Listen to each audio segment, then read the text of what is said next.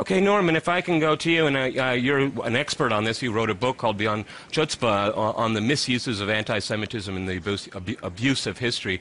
Would you agree with what Charles had to say about what anti-Semitism is today and how pervasive it is?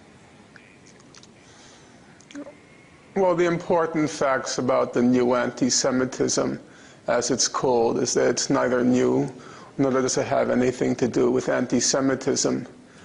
Every time Israel faces a public relations debacle or comes under international pressure to settle the conflict with the Palestinians diplomatically, they allege that there's a new anti-Semitism.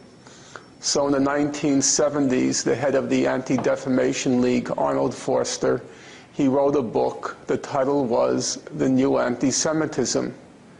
In the 1980s, the then head of the Anti-Defamation League, Nathan Perlmutter, he wrote a book called The Real Anti-Semitism, in which he said there was a new anti-Semitism. In the early 2000s, when Israel came under international pressure because of the repression of the Palestinians during the Second Intifada, there was again a whole slew of books entitled The New Anti-Semitism.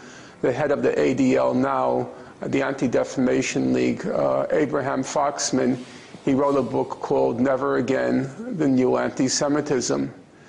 And after Israel's massacre in Gaza and the bloodbath in the Mavi Marmara, the Freedom Flotilla, once again we're hearing these claims about a new anti-Semitism, and we're seeing that there's vast production of books, many of them running to about 1,000 pages, alleging a new anti-Semitism. The purpose of this is pretty straightforward.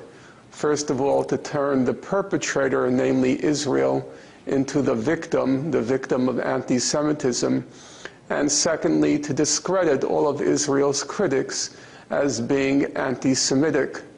So as the very centrist Israeli columnist Yoel Marcus, he put it a few weeks ago in Haaretz newspaper, he said, if patriotism is the last refuge of scoundrels, then anti-Semitism is the last refuge of occupiers.